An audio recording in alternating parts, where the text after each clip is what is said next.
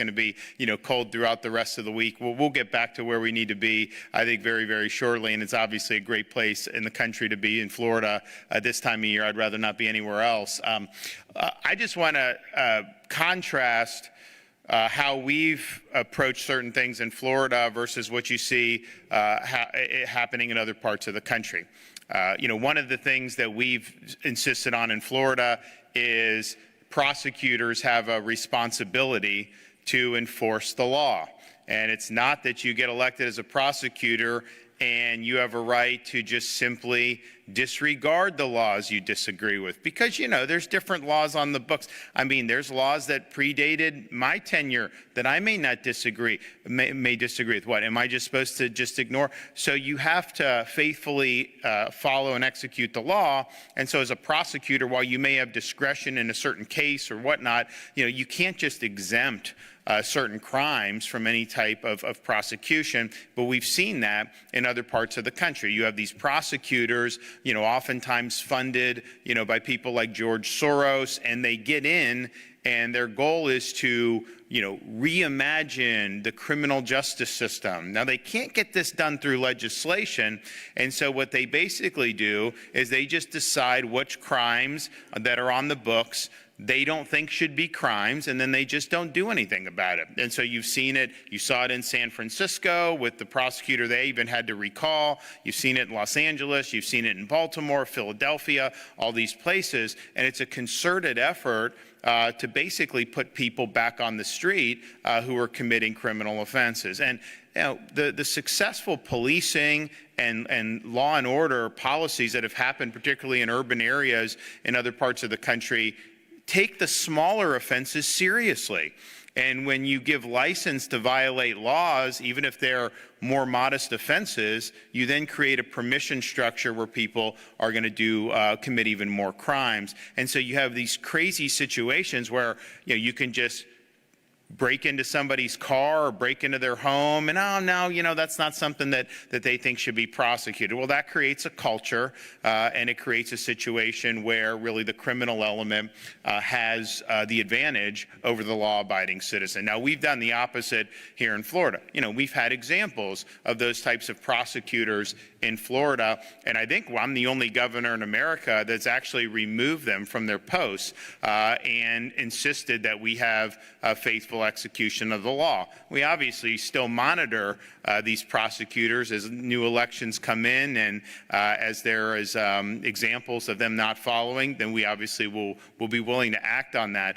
But if you look back, why would you want to be a police officer? Why would you want to be involved in law enforcement if the prosecutor is just going to turn the bad guys back on the street? Then you got to arrest them again.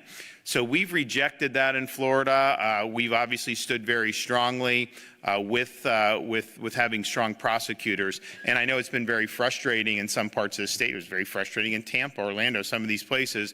But we've always been on the side of enforcing the law because we understand that's what you need to do.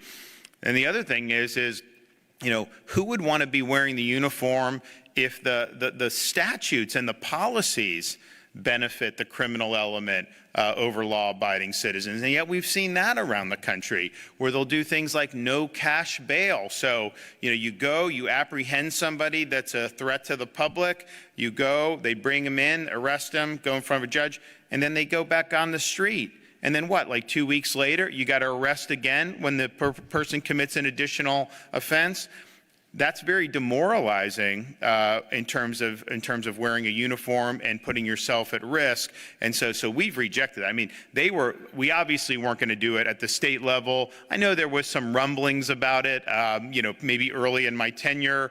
There was also rumblings about reducing sentences and letting people out early. And I think we put the kibosh on that pretty definitively, that they haven't really brought that back, in more recent years, because I think they know it's not going to do. But, I remember Miami-Dade, the circuit down there, the judge was trying to do no cash bail. And so, we let it be known that wasn't going to fly in Florida, and we eventually were able to avoid seeing that happen. But what bugs me is you can have a difference of opinion, you could have different views, But when policies have been tried and uniformly failed, why would you want to replicate that at this point? Like, those policies aren't going to work, so there's no reason to be indulging in those policies. Another thing you see is, part of it is with illegal immigration, but you'll see these theft rings, and they go and these groups steal a lot of stuff, and from personal residences, but also from commercial enterprises. And they actually had a group in New York. They were stealing in New York, all this stuff in New York City especially. But then once they would sell the stuff and make their money, they would travel to Florida and spend it here. And so someone from CNN asked one of the criminals, why don't you just stay in Florida and steal there? And he said, because they put you in jail in Florida when you steal. And so, it shows the culture difference. But we did a huge bunch of reforms on beefing up support against retail theft. And so you go to like some of these places in California or New York, it's like toothpaste is it's Fort Knox, like at these stores. Everything's in plexiglass, all this stuff, lock it, because people they're allowed to steal. And so you basically have to do that. I guess the businesses have to defend themselves. Now, a lot of them have ended up going out of business or shutting down operations in some of those areas. But you do that. We believe the opposite. I mean, going in and just looting a store, you're going to be held accountable, and you need to be held accountable. And that's part of the reason why, our crime rate has pretty consistently been at 50-year lows in the last couple years. And it's, you got to have good policies. I mean, you guys can do the best job in the world, but if you have jailbreak policies or policies that's empowering the criminal element, you're going to be behind the 8 ball. It's going to be very hard, to be effective. So that's something and yes, I'm proud of what we've done to support people coming into the profession, people transferring from other states and jurisdictions in the profession, scholarships to go to police academy, all those things I think are very, very important. And we've been very, very strong advocates, for all of that. And I think we brought in a lot of good people, and the work is great. But if you don't have good policies, it's really, really difficult. Now, on the flip side, we could have the best policies. We could have, good prosecutors. If you don't have people that are willing to do the job and sacrifice and work hard, it's not going to work either. And I think, I don't think there's a state that does better than us, with rank and file folks, not just in the sheriff's departments, but in our police departments. You've got a lot of really good public servants. They obviously work hard. They take pride in their work. They get plaudits from the public. I mean, our public generally appreciates what people do. So that's been a huge, huge factor in it as well. And then more recently, you see things going on in the news. I understand that there's need to be cooperation when you're dealing with some of these major issues. And so at the beginning of last year, I called a special session of the Florida legislature so that we would be on the same page across jurisdictions with respect to the immigration interior enforcement. We obviously had 4 years, and we work with many of you to deal with the spillover from what was happening by the former President Biden opening the border and having 7 to 10 million people enter our country illegally from all over the world, no vetting, all this stuff. So it obviously created huge problems. The election in 24 was in large measure a referendum on that policy, and then with promises to shut it down and to reverse it. And so I knew when President Trump was taking office, you had to be on the same page. Now, we banned sanctuary cities my first year as governor. We did other things, to beef up the fight, removing incentives, like not allowing driver's licenses, all this stuff. And then that's important.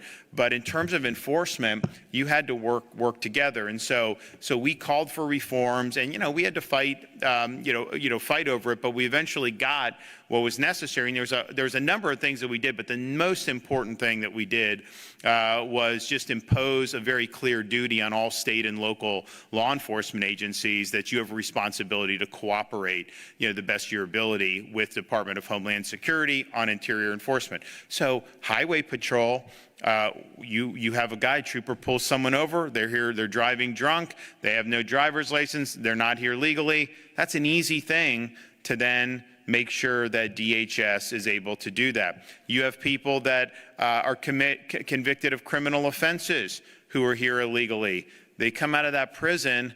The only appropriate place at that point is DHS taking them out of this country, and you turn them over and do that.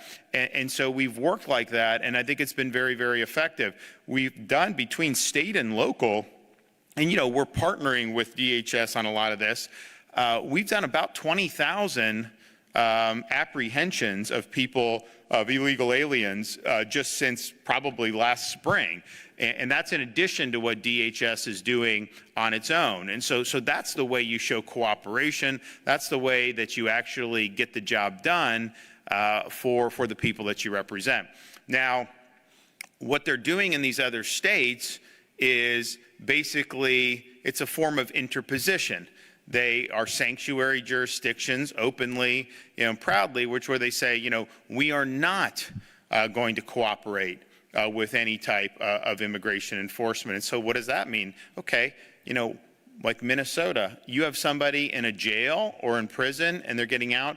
Why would you not honor a detainer request from the Department of Homeland Security to turn over the illegal criminal alien over to immigration so that they can be repatriated? But they don't do that. They don't help with data. They don't help with all these other things.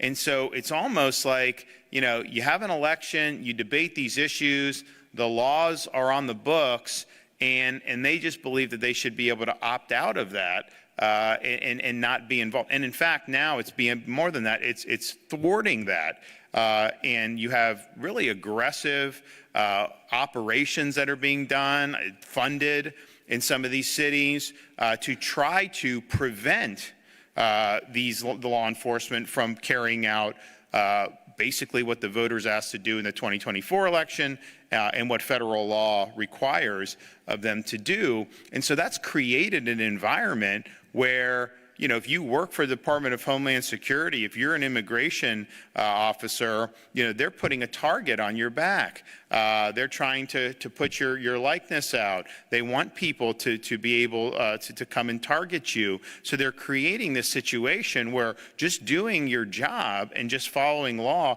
is very, very difficult because you have all this clutter and you have all this sand that's trying to be thrown in the gears. That is not appropriate for a state governor to be inciting, a mayor to be inciting.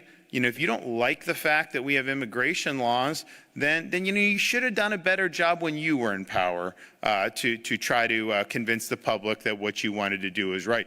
But what I see from some of those jurisdictions is basically a belief that there should be no real enforcement of immigration law, which means you have one president open the border, there's no way to unring that bell. You can violate the law, you can violate your oath of office, you can not take care that the laws are faithfully executed for 4 years, and then the American people can demand redress from that in an election, and then you're telling me that somehow that doesn't happen?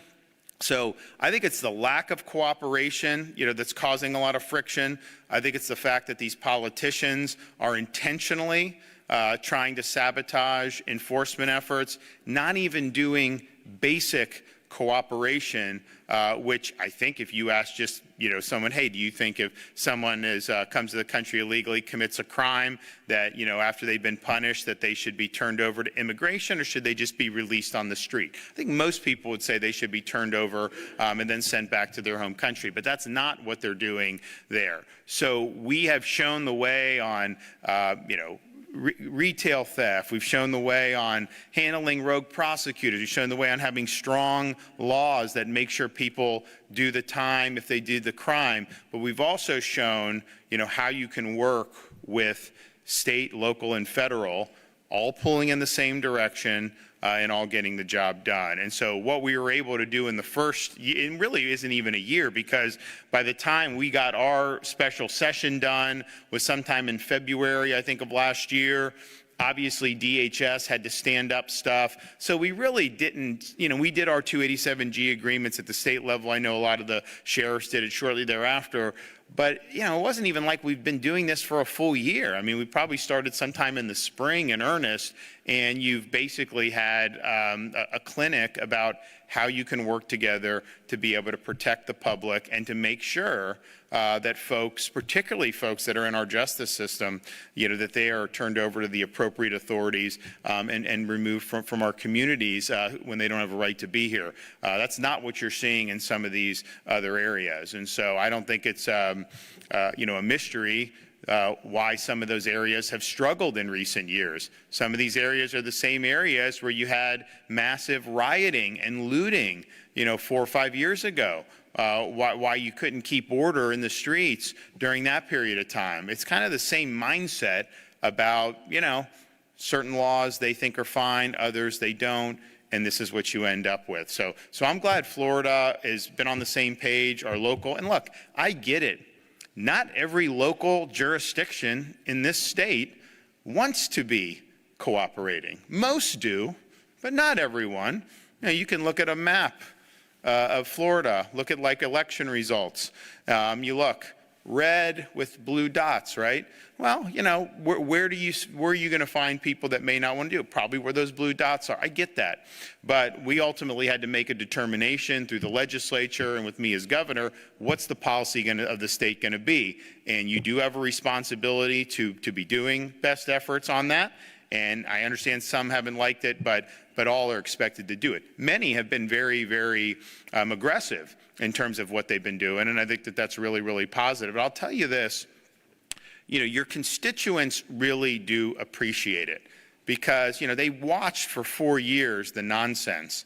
And, you'd have these congressmen would go on TV, I'm going to do a press release, I'm going to, do all this, and nothing ever happens, right? And so now they're in a situation, you had a new administration come in, and they want to see action. And I can tell you this, the action, the results that have been achieved in Florida, I bet you would have a fraction of that. Had we not had our sheriffs and police departments and state agencies rowing in the same direction. If it was just like, hey, just kind of let the feds handle it, we're not going to be involved in it. Even if you're not sabotaging, even if you're just saying, look, we just don't want to be involved, the reality is we would not have had nearly the success that we've had. So this has been a really vital component to this. I know people appreciate, when they see progress. We're going to continue to stand up for what's right and do what's right and do it in the right way. I mean, the sheriffs here, you guys have very high standards of professionalism that you insist upon, for your deputies. I know that's same with police departments, and certainly the same with our state agencies. And that's the way it ought to be. You've got a lot of responsibility. You wield power, and with that, obviously requires, that you live up to the highest standards. And I've seen that time and time again, throughout the state of Florida. So I just want to say thanks for all the hard work on all the different things. We've got there'll be other irons in the fire. We got the legislature in. We're working on some stuff. I think we're going to probably advance the ball forward on some crime issues in a way that I think people in this room and well as me will be happy with. I've not really seen much in the way of what I call jailbreak legislation. I've had to veto a number of things over the years, and some of it wasn't as major, but, I just believe that we got to keep going in the same direction. Haven't really seen that yet this session, but who knows? They can pop stuff out at any time, and you never know what's going to happen. But suffice it to say, we'll be holding the line, we'll be continuing the momentum, and there's no other state I would rather be a citizen in. Just as a father of 3 young kids, my wife and I, than the free. And that has nothing to do with being governor. That could be, doing anything.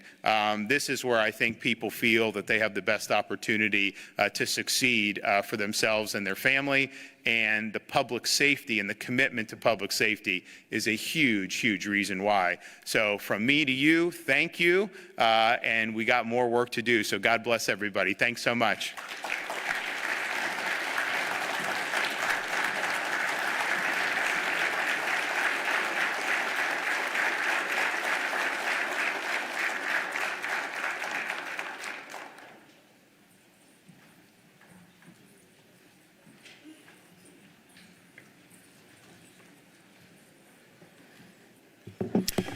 Well, again, we appreciate the governor being here and steadfastly being committed to protecting and preserving the men and women of law enforcement. I think it's not lost on any of us that the governor and the legislature has incentivized policing in the state of Florida, which have indeed attracted people from across the state to apply.